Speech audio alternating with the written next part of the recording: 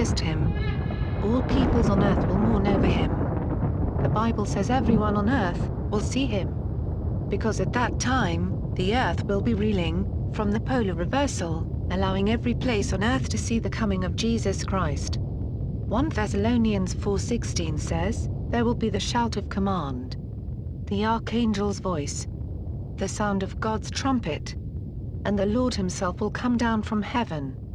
Those who have died believing in Christ will rise to life first. Then we, who are living, at that time, will be gathered up along with them, in the clouds, to meet the Lord in the air. And so we will always be with the Lord." This is what is known as the rapture. It will occur when the global earthquake begins. And the Christians will be saved from this terrible wrath of God, poured out upon mankind. All those believers, who have turned to Christ, during the tribulation and are still alive, will be gathered together, with the resurrected Christians, and will be collected by God's angels, from the four corners of the earth, and brought together to meet the Lord in the air. 1 Corinthians 15:51 says, that when the resurrection happens, Jesus will transform his people, mortals into immortals. And God's army of angels will gather his Christians, bringing them to Jerusalem, where they will appear from heaven with the Lord, to defend Israel. Revelation 19:11 says, "And I saw heaven opened, and behold a white horse, and he that sat upon him was called Faithful and True, and in righteousness he does judge and make war." Zechariah 14:4 says, "He will take his stand on the Mount of Olives east of Jerusalem, and the mountain will split in half, forming a wide valley that runs from east to west." From here, Jesus will go out to wage war against the Antichrist and his army, and the many Arab nations, coming against Jerusalem and Israel. Joel 3:16 The Lord roars from Mount Zion. His voice thunders from Jerusalem. Earth and sky tremble. But he will defend his people. Revelation 19:14, "And the armies which were in heaven followed him upon white horses, clothed in fine linen, white and clean."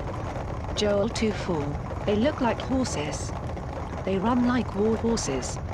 As they leap on the tops of the mountains, they rattle like chariots. They crackle like dry grass on fire. They are lined up like a great army, ready for battle.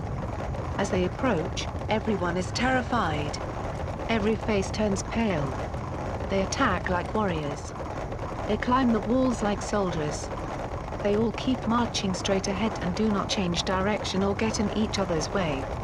They swarm through defenses, and nothing can stop them. They rush against the city. They run over the walls. They climb up the houses and go in through the windows like thieves. The earth shakes as they advance. The sky trembles. The sun and the moon grow dark, and the stars no longer shine. The Lord thunders commands to his army. The troops that obey him are many and mighty. How terrible is the day of the Lord! Who will survive it?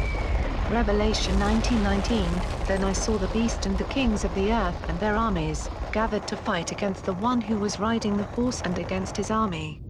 The beast was taken prisoner, together with the false prophet who had performed miracles in his presence.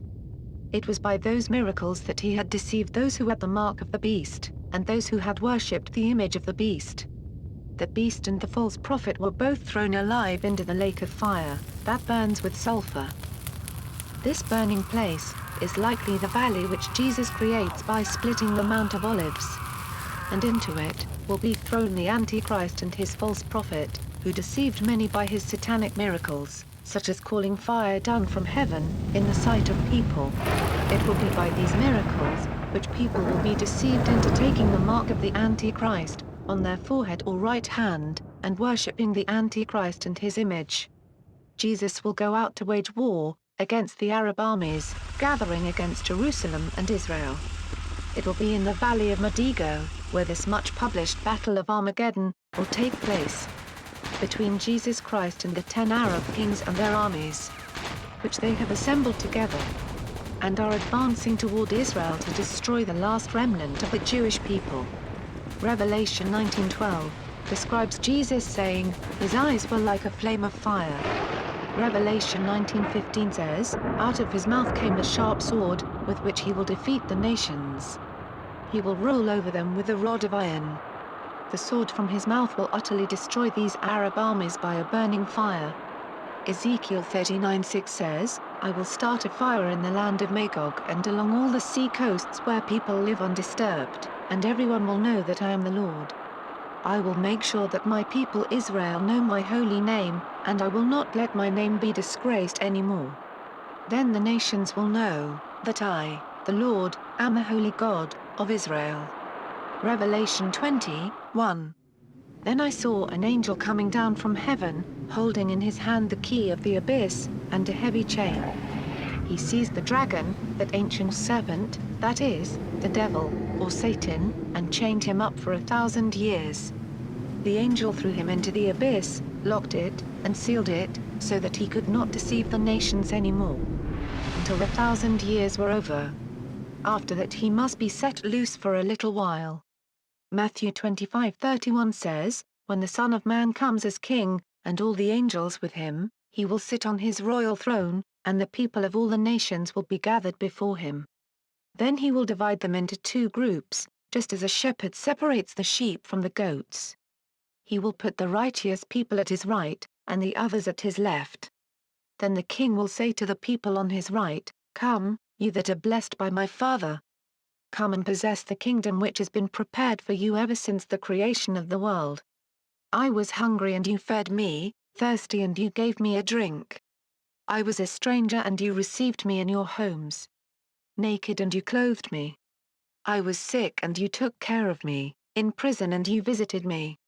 The righteous will then answer him, When Lord, did we ever see you hungry and feed you, or thirsty and gave you a drink?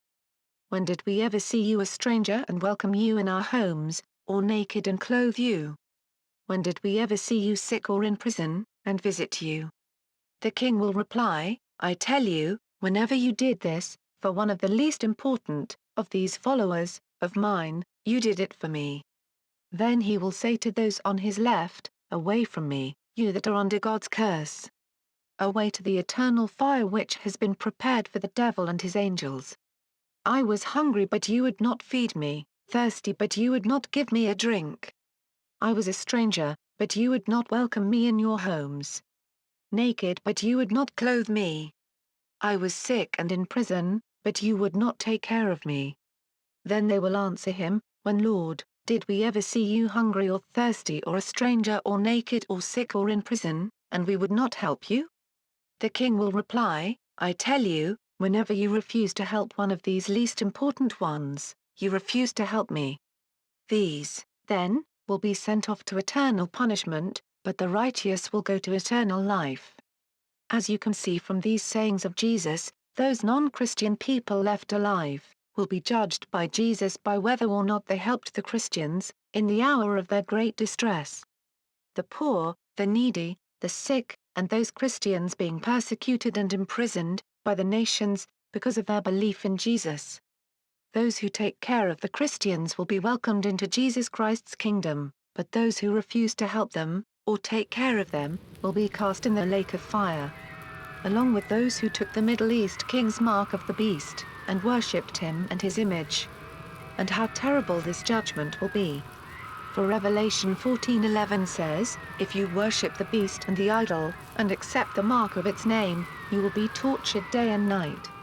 The smoke from your torture will go up forever and ever, and you will never be able to rest. Now you have been told exactly how the second coming of Jesus Christ will occur. So let no one fool you, into believing that Christ, or the Messiah, has come, even though they perform signs and wonders. For Jesus said, Many will be led astray, by the satanic miracles of the Antichrist and false prophet, who will make their appearance in Jerusalem. Jesus said in Mark 13:6, For many shall come in my name, saying, I am Christ, and shall deceive many. Matthew 24:24 says, For there shall arise false Christs, and false prophets, and shall show great signs and wonders. Insomuch that, if it were possible, they shall deceive the very elect. 2 Thessalonians 2:3 says, Do not let anyone deceive you in any way. For the day will not come, until the final rebellion takes place, and the wicked one appears, who is destined to hell. He will oppose every so-called God or object of worship, and will put himself above them all. He will even go in and sit down in God's temple and claim to be God. Those in Jerusalem, the Middle East and the world will be deceived by this man, who will sit in God's temple in Jerusalem and claim to be God. And the false prophet, whom biblical scholars believe will impersonate Jesus Christ himself, will try and deceive all by his satanic miracles, telling the world that the Bible is a lie, and all must submit to Islam, and the Mahdi. And there will be a great apostasy, and many who thought they were Christians, will believe this false prophet. So let no one deceive you, claiming to be Christ or God. For Jesus will only return, on the day the earth's poles reverse, and a global earthquake reels the earth, turning it upside down, and leaving every city in the world, in utter ruin, and destruction. Now it's time for you to make your decision. Whether to accept Jesus Christ, as your personal Savior, or reject him.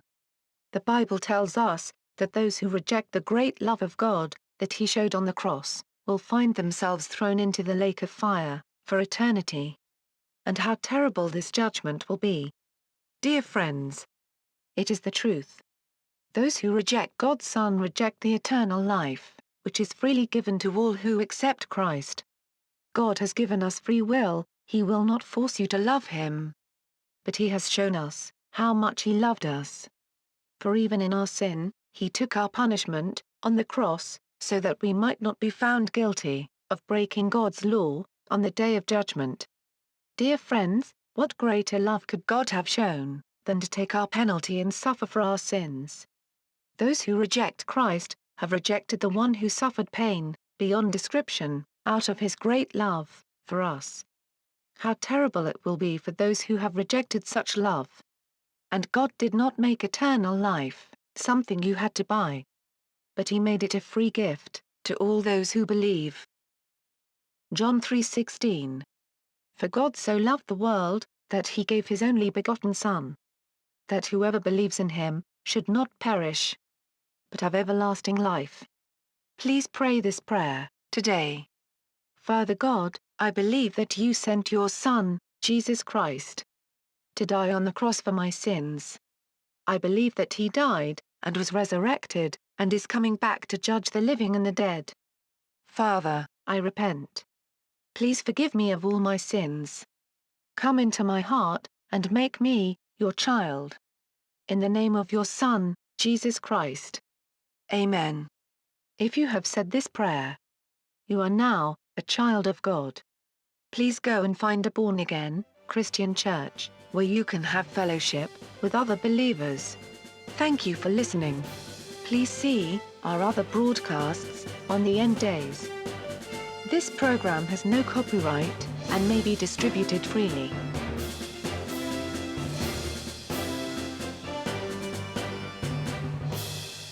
The Islamic Antichrist book, by John Preacher, contains astounding insights into the Book of Revelation. And it's available for free, and can be downloaded, from the address below. For more books and videos on the Islamic Antichrist, visit Joel Richardson's website. www.joelstrumpet.com